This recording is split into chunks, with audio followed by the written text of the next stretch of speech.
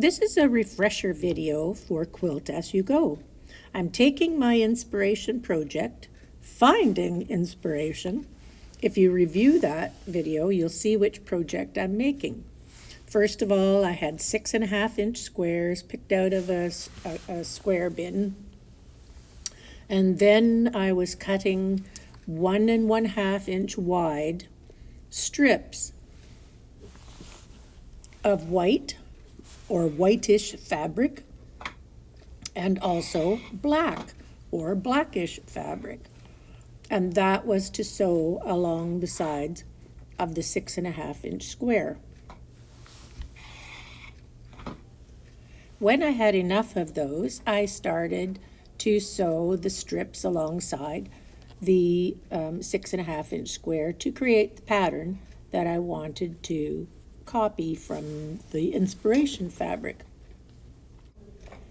I made 30 blocks in all, and when I had all of those made, I also cut backings for each of those and pieces of batting for each of those. And I pinned them up on my design wall, and as each square became finished, then I knew I had enough. The next job was quilting.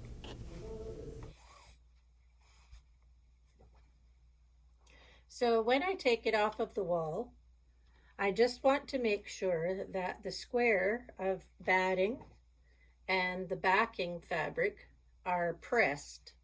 When I am going to quilt it on the sewing machine, I want to make sure that I start with a pressed surface on the back. Secondly, when I place the front piece on, I always make my back pieces just a little bit wider all the way around so that I have room for the stitching to come on and off the fabric easily without knotting up at the edge. And if I have little pieces of threads coming up through the seams, I clip them off with the scissors rather than pull them, because sometimes I've pulled them and they come apart at the seams. The last thing I do is I press the top onto the batting. This is a 12.5-inch square, and I don't pin it. I just am able to press it, and it will be fine quilting it. And I'm going to quilt it in a diagonal row. And the easiest way to find the center is when I'm pressing it, just to fold it over, match the corners underneath, and when I press it on a diagonal, I have a nice line that's pressed here that I can see when I go to sew it. It's not pencil or marker. I don't have to worry about getting it off. It's a pressed line. I can see the diagonal as I want to go sew it. So now I'll go sew it and then square it up. My quilting machine came with an adaptation to the walking foot. It is a spacer bar, and the spacer bar fits neatly through part of the walking foot, and you can slide it in and out easily so that adjusts the width of the space that you want to quilt, and it will easily adapt to being fixed on the other side. So if you're quilting in one direction or the other, you can easily use it as a spacer bar and get your straight line quilting stitches in a straight line. It's a very easy thing to use, makes the job very easy.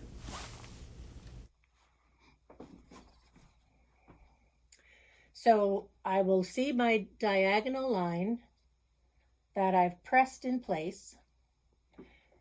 I always lower the presser foot off of the square, and then any knots or lumps that come in as a result of the stitching at the beginning will be in the part that I'm going to trim off.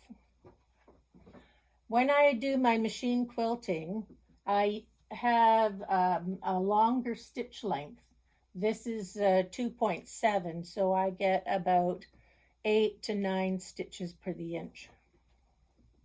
And because I am going to cut the edges off with my rotary cutter, I don't back stitch when I start and stop because it's going to be sewn together in a few minutes anyway.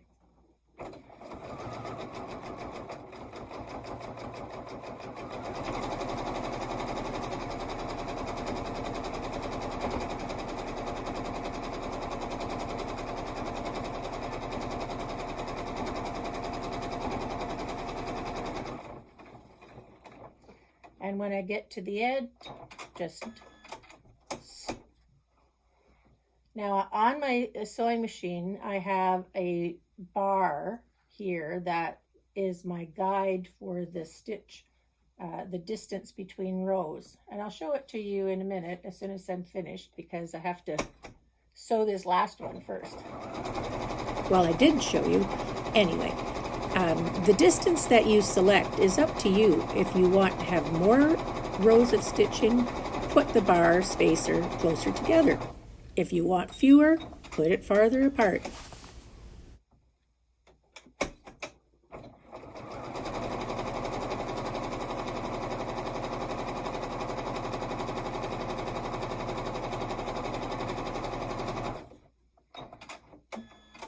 It only takes about a few minutes to quilt one of these squares.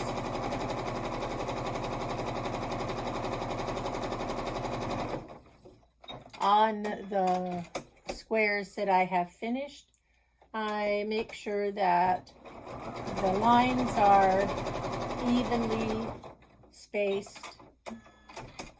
When I get to the end of one side, I just turn the block right around in a circle and do the other side, keeping the spacing at the same distance as the other side.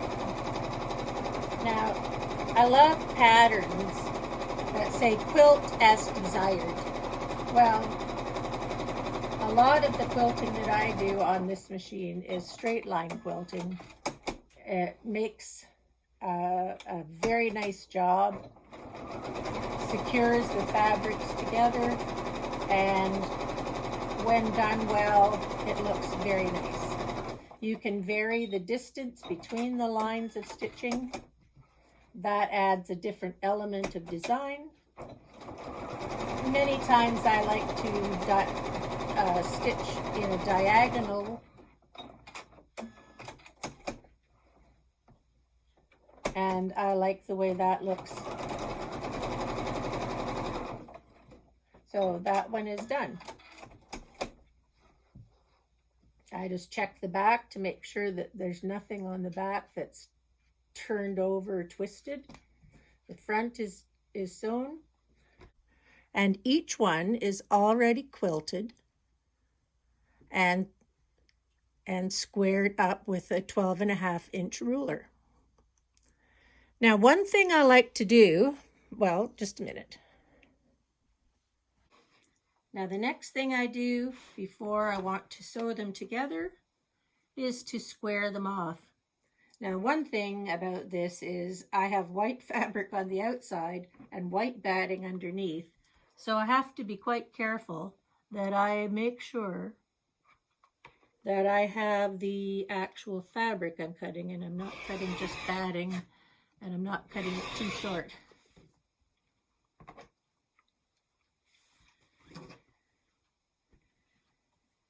Cut two sides, turn it around, cut the other two sides.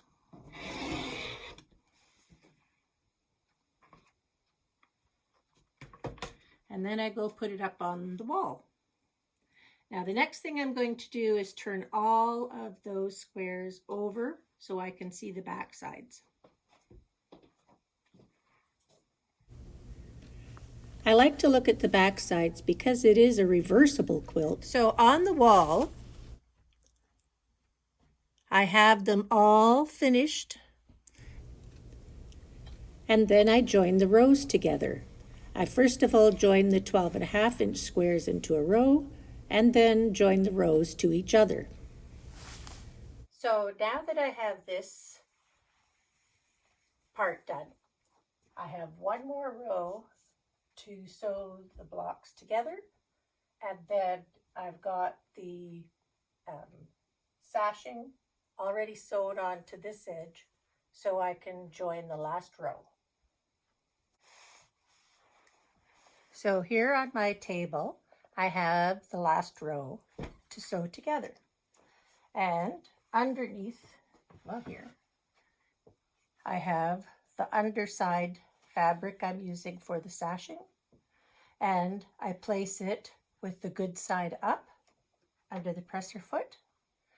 And then the top piece that's going to be on the, oh, this is the bottom one. I have to remember which way I've ordered them because I like them turning the same direction. So this is the bottom piece. So the bottom piece is going here with the top of the bottom on that side. And here are the pieces of the sashing for the top.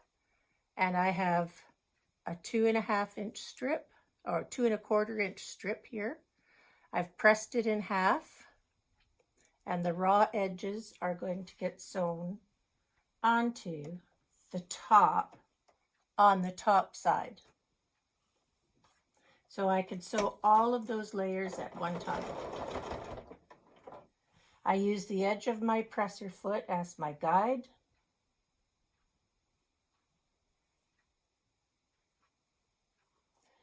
And sew across the top edge.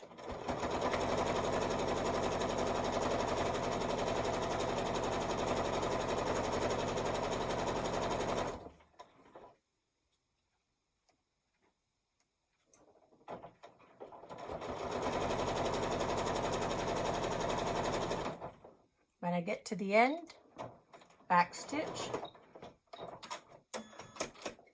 lift up the presser foot and trim off the piece, and hopefully this one is going to be long enough for the next, which it is. All right, so leave that to the side.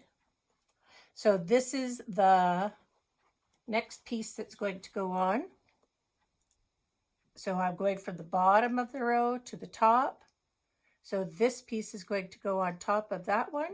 So I fold it down behind, and this piece of sashing that I sewed on the back side, I press it out with my finger and place the edge on the top, on the edge of the piece that's going to go on top of that.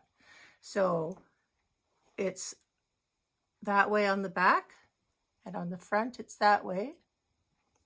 And I'm just going to sew straight across the top with the same seam allowance,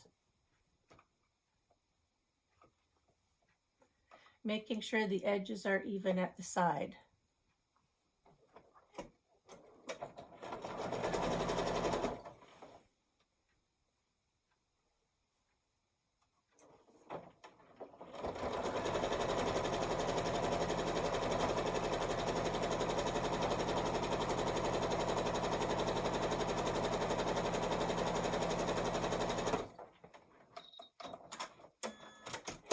So there's one more row to sew here.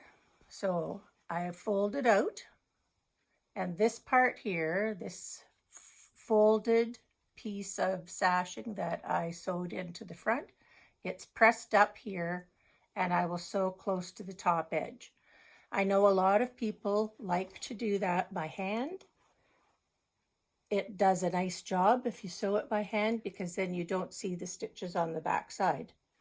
But my back sides are all scrappy pieces, and most of the time my row of stitching goes on the sashing anyway.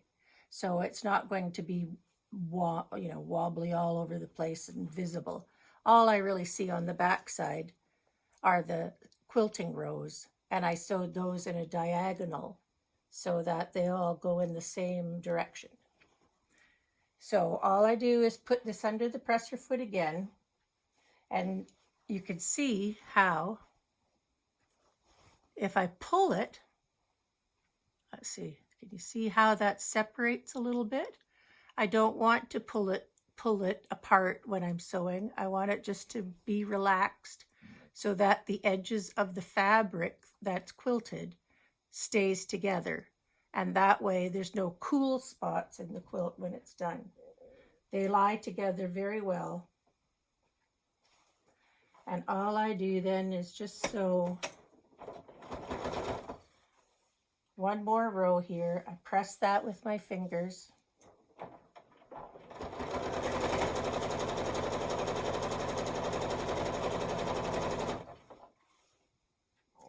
Keeping the seam allowances all tidy underneath.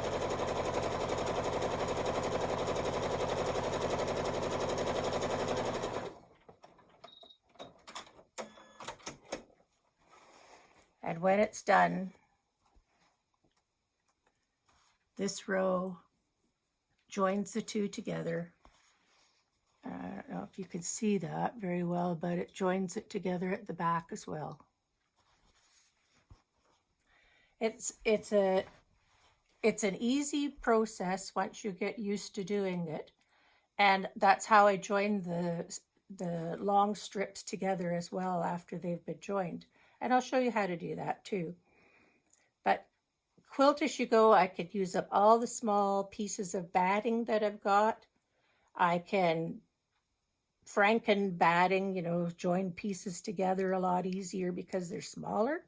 And I can machine quilt this on my domestic machine without any problem because none of the pieces are any wider than 12.5 inches, and that's easy to put in between here and there.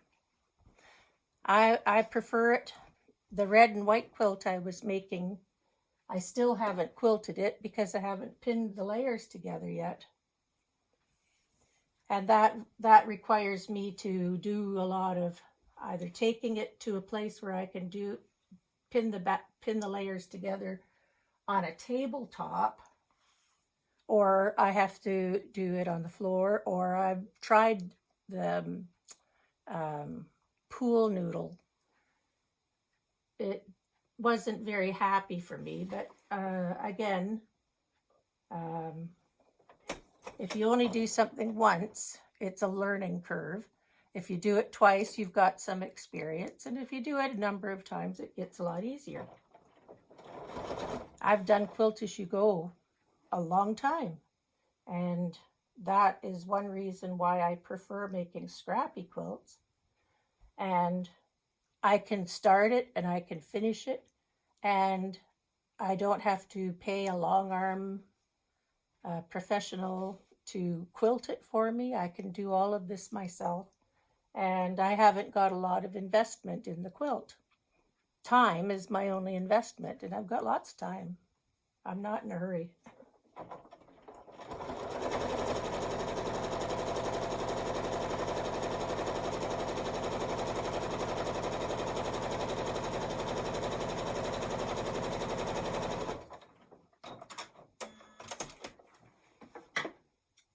So I just trim off the end.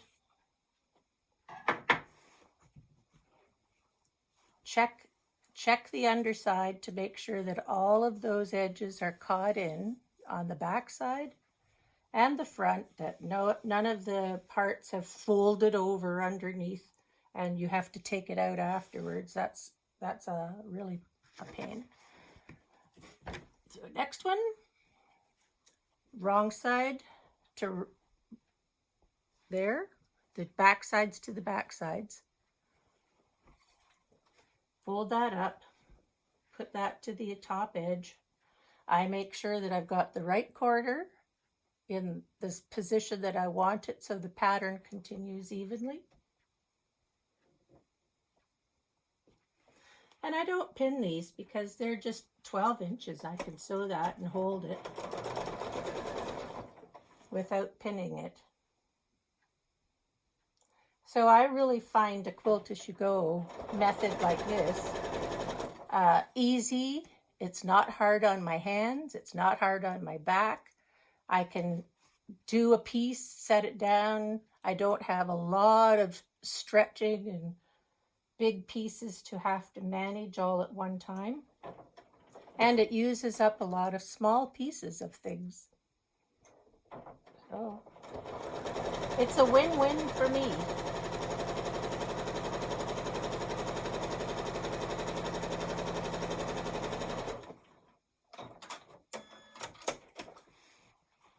And I open this out. I check the back to make sure it's okay. Open this out. I don't pull this apart very far. I just leave it rest. But I press this seam allowance together with my finger underneath. And press this one over. Press the piece of fabric I'm using as the sashing over.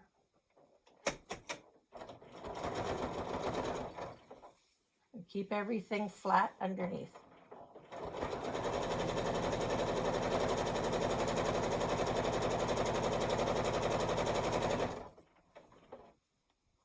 Check underneath, make sure that it's all caught at the top, both sides. That looks good. This one next.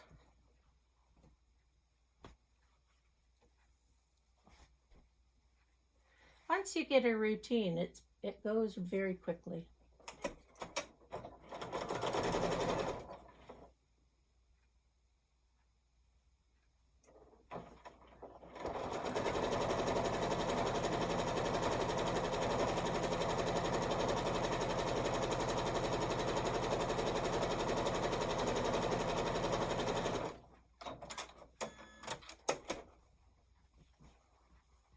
Open it out, see, just going to fold that up and sew this top edge, but let me check the back first.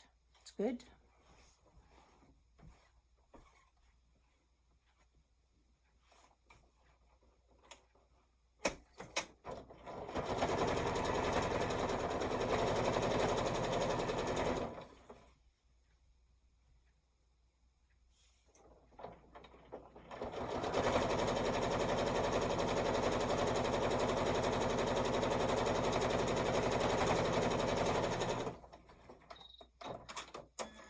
And one more.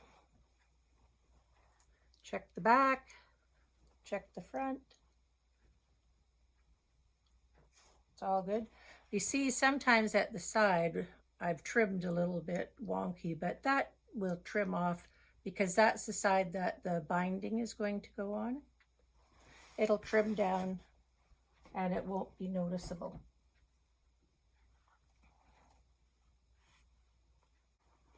Flip this up, check the side, make sure it's good.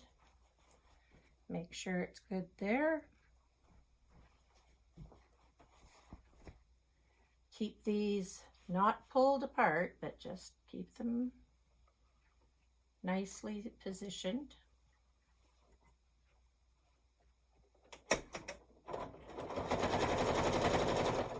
And sew across.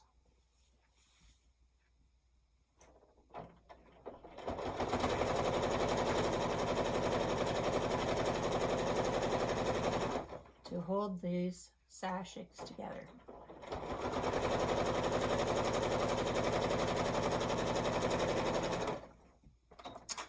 Now I have one more long piece to do where I will join this side to the piece that was pinned onto my wall. And I'll show you how I do that. Okay, when I sew, the edges are a little bit off the side. So this is the side that is going to get joined to the piece on the wall. I take my long ruler and I place it over at least 3 squares, and I trim that off, and sometimes I go all the way along, and a little bit will come off of the side of a quilt because that will help to make it stable and uniform. Most of them are pretty good. Let's see, now that's down to the bottom there. That's here. And just go right across. And those little bits get taken off.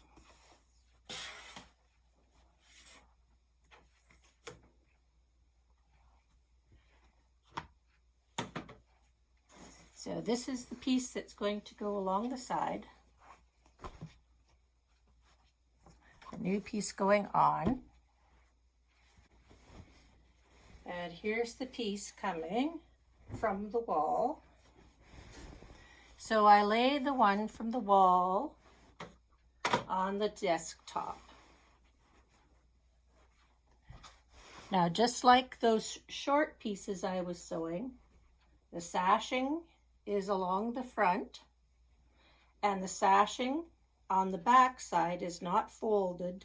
It's just a piece of fabric that's 1.5 inches, and it's just going to fill the gap. So I need to sew the back side sashing to the piece that I just made, and the back sides are going to go together. So all I really need to do is flip that one underneath. Flip this one underneath. And the only place I've put pins are where these lines cross. So I keep it flat. I can see under the side, I can see where the sashing on the underside is. I just match that up with the top, and I put a pin to hold that in place on the sashing. And that's the only place I use a pin when there is a seam I want to match up.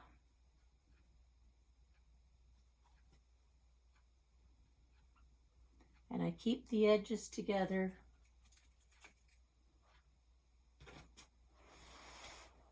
And in this quilt, I only have 4 places to match up. And most of the time, I'm pretty accurate. Every once in a while, I see one that's off by 1/4 of an inch, and I have to make a decision whether or not I want to take it out or whether it will be all right to live with it. So there I go. I don't match the bottom. I leave them open so I can hang on to it, and I don't pin the top. That would be something that I might have done at an earlier time. So I'm just going to take this now like that, lay it up on the table, and come back around and sit. And come around back here and sit to sew this together. Now, it's a bit more difficult. I must say there's more to hold, but I have 4 pins, and I don't want to hurt myself with the 4 pins and poke myself and make a bleeding. I just hold this, bring it over here, move the quilt up on the table,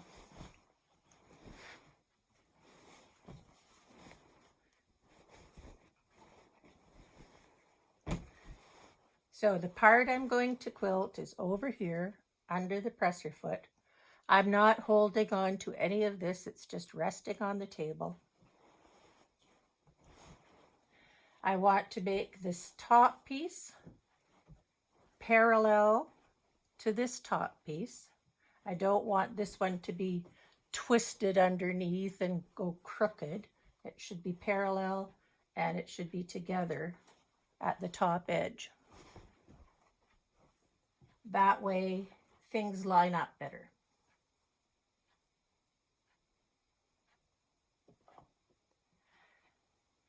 And likewise, Just keep them matching at the top.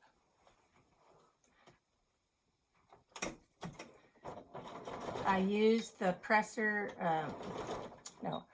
I use the needle to stabilize when I want to move my hands and get this organized.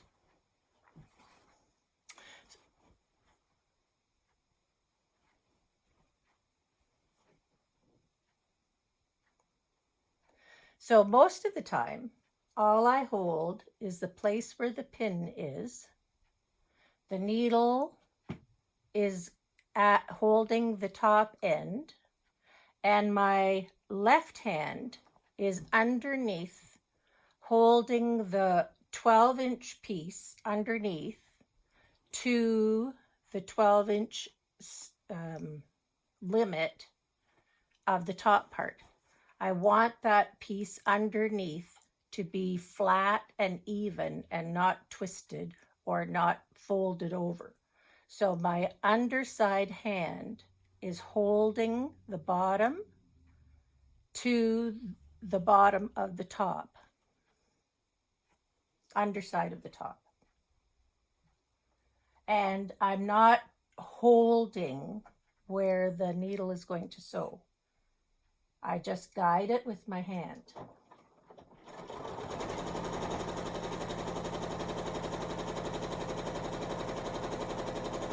If I find it's pulling, I let up my foot off the controller on the floor and stop. Then I can realign what I've got on top, go to the next pin, which is 12 inches below the first one. Make sure the top part is flat and even, and so it's under the bottom, underside too. Now, when I'm getting close to the first pin, I really don't want to sew over the pin. So I'm going to have my hand free at the top until I pass this pin. I'm at the pin, take the pin out, put it in my pin cushion over here. Now I've got to hold this pin, which is 12 inches away. And when I hold this pin, these two seams seem to come apart. So there, my hand is going to go underneath again.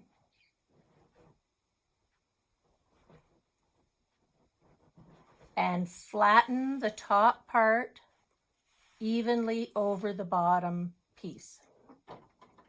And then I can sew this again down to the next pin.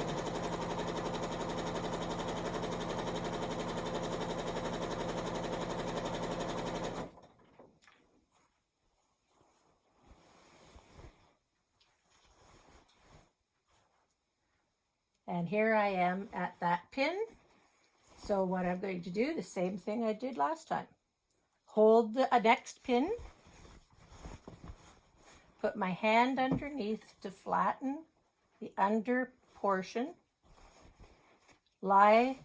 make sure the top part is lying flat around the side, and I take out the pin that's holding the seam allowances together.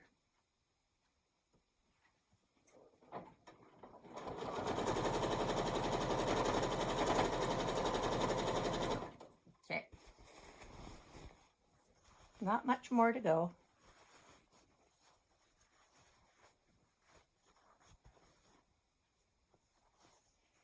I don't want to pin the side of my sweater to this. It's been a bit cooler today, so I put my sweater back on. I had a t-shirt on last week.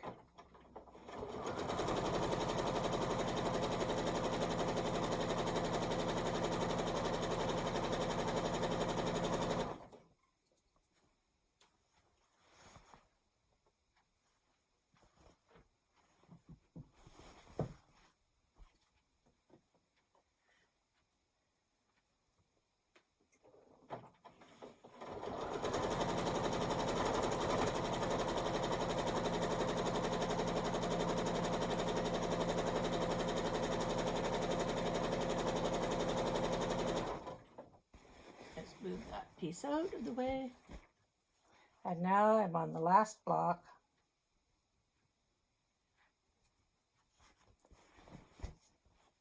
Once again, now I'm going to take the two bottom edges and I'm going to make sure that those two bottom edges are together.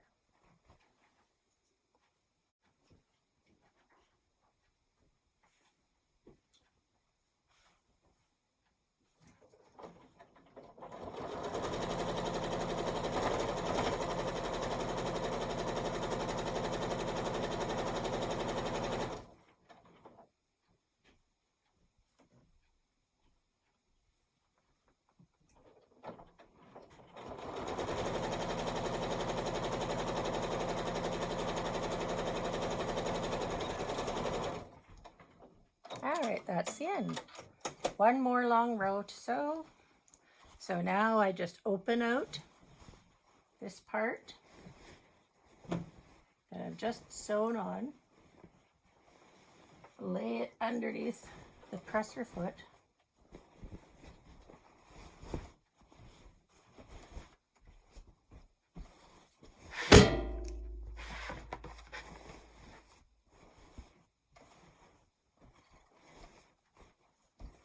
and I checked that already with the first row, so I don't need to check that again. Fold this sashing over here.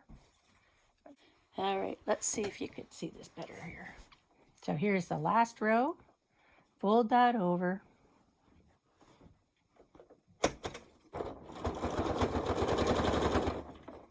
Just like that. So here's the piece of folded sashing. Here's my seam that I just sewed. I'm just covering over that seam I just sewed. I'm not pulling this apart, so if I pulled that apart, you would see the row of stitching that I made. I don't want to do that. I want to keep them nicely nested together.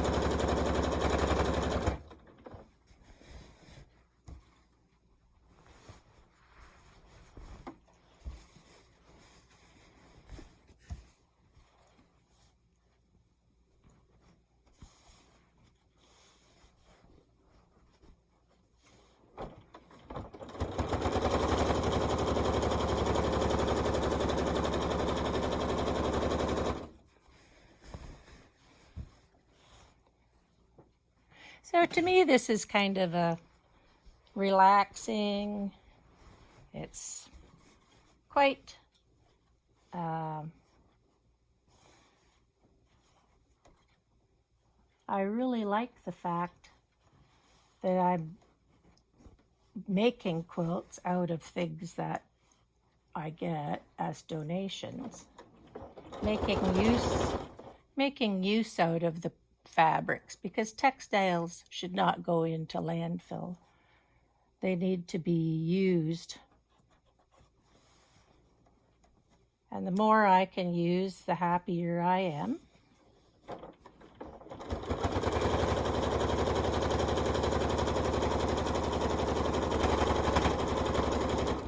I think a lot of people are becoming sustainable, becomes an issue. Sustainability. We're going back to the way of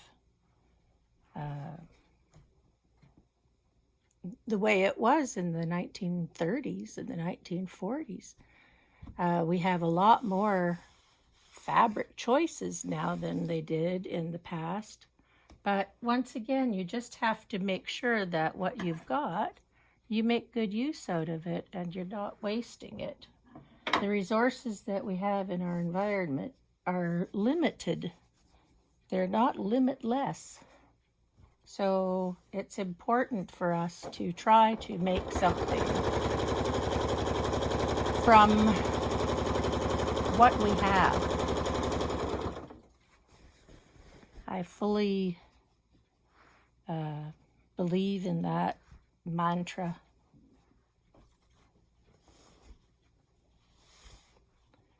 It's not being cheap or stingy, it's being resourceful, and it's being knowledgeable about the environment.